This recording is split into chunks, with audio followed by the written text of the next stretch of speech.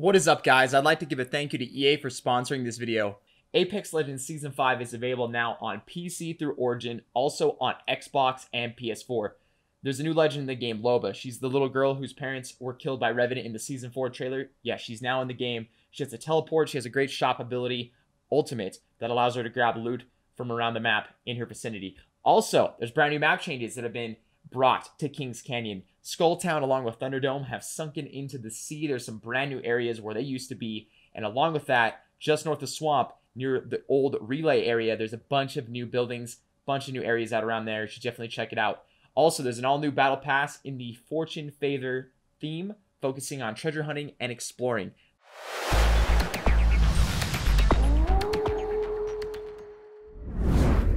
What is up, YouTube? This is going to be Viss Teaches Apex number 5.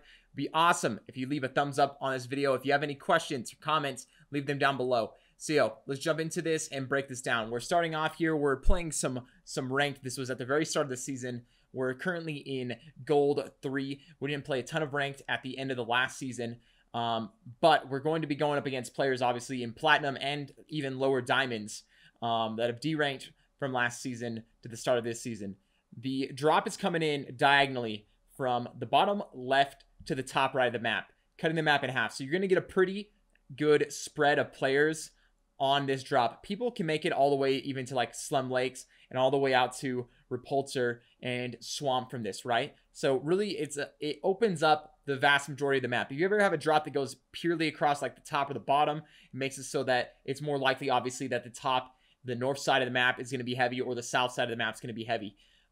Typically on a drop, the further you spread out, the less likely that there are going to be players around you. The best thing you can do, though, is be checking as you jump in, be seeing how many people are still in the drop. Also, how many people are jumping when you're jumping. Be paying attention to the direction that they're headed, seeing where they're jumping in as well. If you're trying to land alone, or if you're looking to get aggressive, maybe you see an opportunity to land before another team that's headed in the same area as you, get loot, and then get aggressive with them right off the bat. So here we choose to jump to labs. It's the hot zone, so we're likely going to end up getting some better loot from there. And as we get down to the ground here, you can see that a team was cutting under us to the left. They're going to be ended up looting the bunker area. Some of Loba, the new legend in Apex Season 5, she obviously can see loot through walls at a pretty decent distance. So when you're flying in, always be paying attention to what items you can see in the buildings or the area that you're landing in. If you can get a purple armor, gold armor, even just different gold items right at the rip, it's going to give you a huge advantage in any early fights. So we hurry and loot up this, and then we're going to get aggressive with this team down in the bunker area. I've been rocking the Havoc quite a bit this season still, even with the recoil buff that Apex Season 5 brought to it. It's still a very strong weapon. If you're able to manage the recoil, put in that time in the firing range, put in that time in the game, get better and better at controlling recoil, it still has a ton of DPS, ton of damage. Obviously, you have to deal with its slight charge up time, but if you're able to anticipate fights, anticipate when you're going to be jumping in, fighting an enemy, pulling the trigger a little bit faster, it really doesn't make all that big of a difference. All right, so here we're going to be pushing down into the bunker, and you can see that our Bloodhound scans, and you can see a player far back in the center of the bunker, and this Pathfinder that's headed off to the right. As we push down in here, this Pathfinder continues off into the right room. And at that moment, I realized this Pathfinder has isolated himself off. Let's push on this guy, and it can be a 3-on-1 advantage for us. Be looking for situations like this in your games as well, because this gives us that 3-on-1 advantage. And from here on out, we have a 3v2 against the rest of his team. It greatly tips the tide in our favor. Whenever you have a situation where you can isolate off one of their teammates, be looking for that and take advantage of it. So we're heading out of the labs here and end up spotting, I believe it's a Mirage here, looting on the box. He should have been moving on this box. Whenever you're looting, obviously be moving around. Don't make yourself an easy target. And when it comes to the shots on us, that just comes in just putting the time in, putting effort into practice, get better at the game, playing consistently. If you get better at managing recoil, it makes it obviously easier to beam people down as you're used to it. Next thing we see is this Gibraltar jump down out of the building. He drops his bubble. Looks like he's going to be going for the red. So I try to pressure, and that's when we see the third teammate come out from above. So now what we're going to do, we're going to end up jumping into this bubble. What this does is it isolates me one-on-one versus Gibraltar. It's going to block out his teammate that was on the roof. That way we're able to take out the Gibraltar. The teammate on the roof can no longer fight us. The only way that he has to jump down into the bubble, to continue to fight us. And by that time, if he jumps down, my teammates are there to back me up, and we're going to have a 3v1 on that guy if he chooses to engage. Then another team jumps in. I use Loba's Q to fling myself out. That's another great thing with Loba's Q. Very good to escape, very good to engage. If you don't need to use it, though, there's a lot of the time I end up seeing Lobas waste their Q. They end up chucking it into a fight, and that way, what happens, they get in any danger in that fight, they have no escape, right? Once you've used your Q, you have no escape for 30 seconds, so don't be wasting your Q. If you have a good opportunity maybe to throw it in, get a knock or something, maybe that's a good situation to use it. Otherwise, save it, because if you get, you get third-partied or a teammate comes out of nowhere, you need to be able to escape. You can always chuck your Q out and get out of there.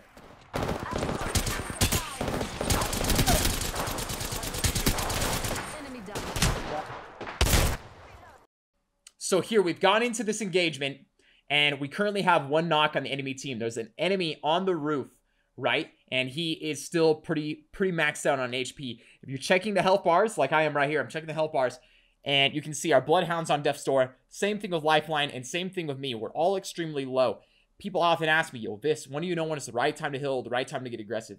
This is one of those things that comes with the more time you play, the better and better you get at this, right? But yo, it sets the situation. There's a guy in high ground. He has full health. If I go out and attack him right here, we're done, right? Like, he's going to be able to knock us super easy. He can easily get the angle on my teammates and knock them as well. So instead of re-engaging, I'm going to choose to use my Q, fling myself out, and heal back up.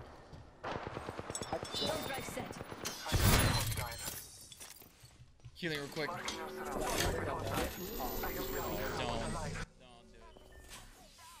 So right there, our teammate calls out to us and says, hey man, I got another knock. Now they're calling out, hey, he's rezzing right now. Great job by my teammates to communicate. And so we're going to push back up in here. The faster we can get in here, the more aggressive we can be in this situation. Give them less time to heal. We can easily get in here and still make it a 1v1. We get in there. Bloodhound still hasn't been able to heal up. Looks like he was trying to thirst my teammate to get the armor. Next thing we do, pull out the shotgun. Eva 8, really good this season. Even with, I mean, it was good last season as well.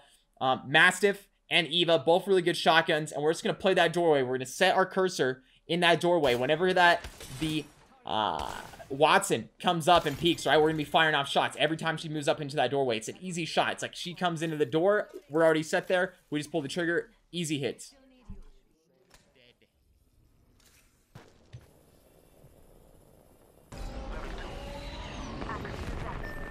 No way. So here we just barely call on our lifeline, and he immediately gets pressured right off the drop. There was no teams right when I called him in. Then I turned my back, run away. Should have waited a little bit longer to help him make sure that he gets in safely. But here, what we're going to do, we've got this big rock. This team looks like they're pushing us. Looks like they're trying to pressure. We're going to use this big rock and then peek off each side, right? We peek off the right side, make it a 1v1. Peek off the left side here, block the rest of his team, make it a 1v1. And in this situation, it was even a 2v1 right there, right? By this team getting separated like that, pushing up on us, getting aggressive, and us using the cover effectively, we made that fight turn into a 1v1 on the right side, a 2v1, and then another 2v1. So this team gets overly aggressive. They spread out. By using cover effectively, we're able to make these fights way easier. It's not us fighting 3 people at once, right? It's us fighting 1v1, 2v1, 2v1 again.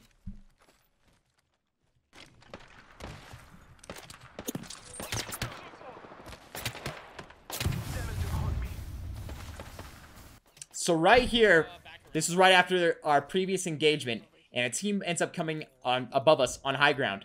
Rather than pushing up into that, right? We don't need to fight that. We don't need to fight that. Let's go around. Let's push up the right side. Let's not go and fight high ground. Let's not push straight into them. Let's wrap around. It's one of those things where you got to always be weighing out what are your options, man. Just because there's a team right here doesn't mean that we have to fight them. Let's not take a fight that puts us at a disadvantage. We're fighting somebody, you know, way up above us. Let's flank around to the right. And now we are able to take a fight with this team. We get the crack on the armor, catch them off guard. We didn't have to fight them from below by flanking around. Immediately get the break of the armor on this Gibraltar. I see he calls in his ultimate. I realize then it's like, hey, either one, I have to stay out of this ulti, or I can take his bubble and force him out of his bubble, or force him to 1v1 in his bubble with broken armor, right? Then we check Loba's Q and get on out of there.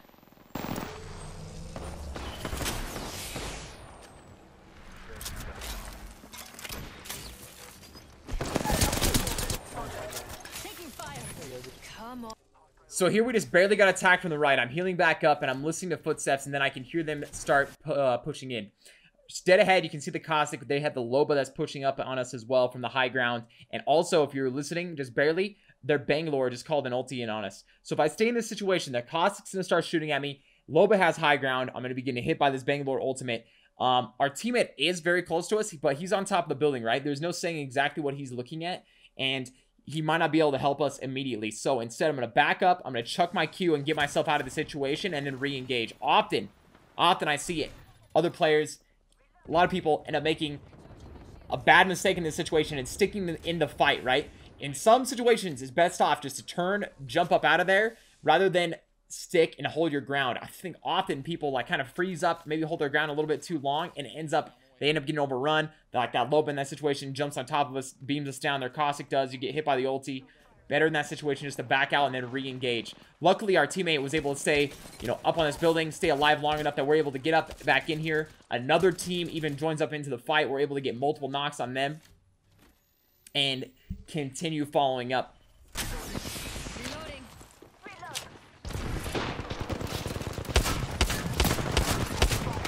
Here we've got this team badly hurt, right? Our Bloodhound was firing on them. I'm dealing damage right before they go through the portal. I'm going to immediately make the decision, hey, I'm going to reload. I'm going to push this portal before they're able to get up in here. Able to get a res. And we're just going to follow up. We're going to play extremely aggressive. We're not going to give them a chance to heal. We're not going to give them a chance to recover.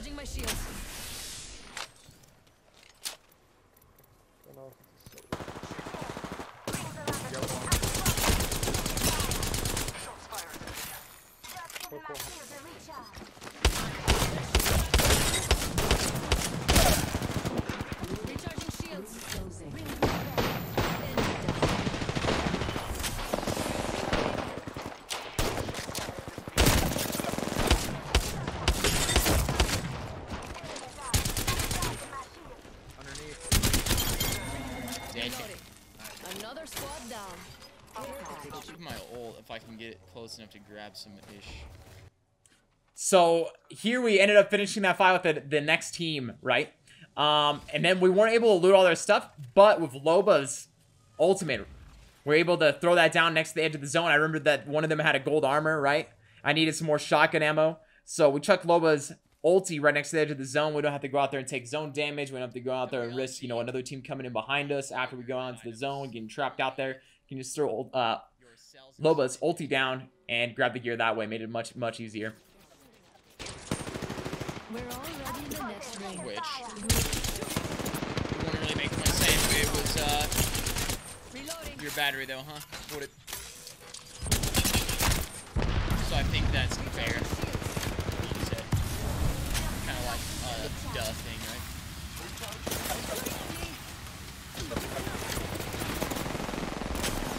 So we've ended up coming up upon this team that's pretty fortified at the market. They have a Watson gen set up in between the rooftop right here.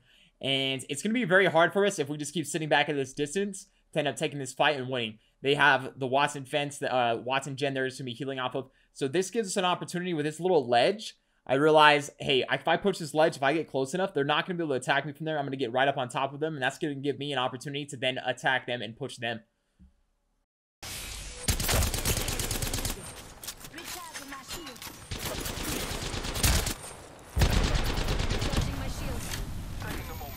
So you can see by me pushing up on this ledge, in order for the enemy to attack me, they have to really overextend, right? My teammates can easily cover me from where they're at. And now what this does is this gives me the opportunity to get really aggressive with them. Now that we have this ledge, I can pop up at any time and take the fight to them rather than them really dictating when they want to fight us by peeking out from the rooftop.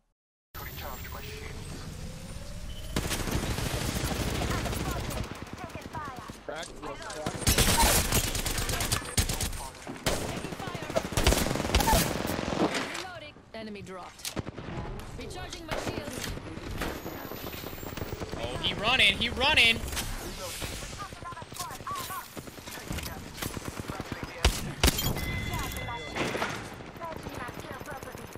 Enemy killed. Reloading.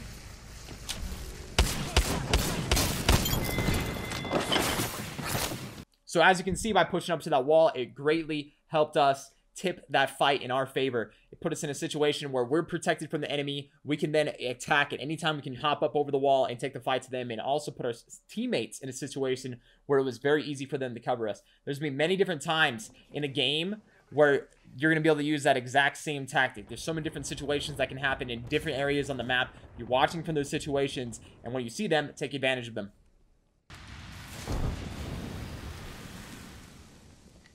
So we advanced on from the market. We took this building in the center of the circle. There's 5 squads currently left. This is one of those things where it gets down to the end game. We know where obviously our squads left, right? There's 5 squads, and what the question mark means in the top right, if you guys don't know this, the question mark means that there's less than 10 players left in the game. You don't know exactly how many players there are, but there's less than 10. If we know that there's 3 on our squad, right? Then that narrows it down. 4 squads left. That means what, 6 players across 4 squads. So we know at this point there's probably a lot of solos and obviously even a duo team left in the game.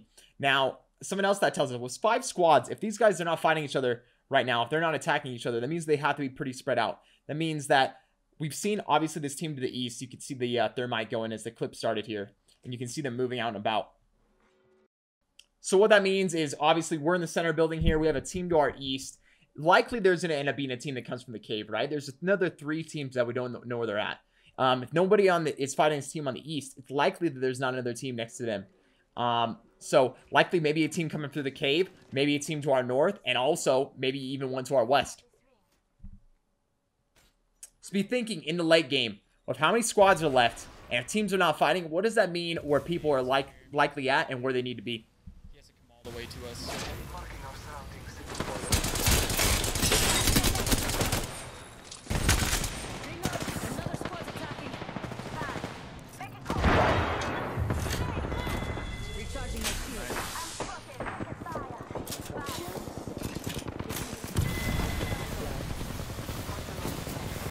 So here we're down to 2 squads left, and this right here, I make a pretty big mistake.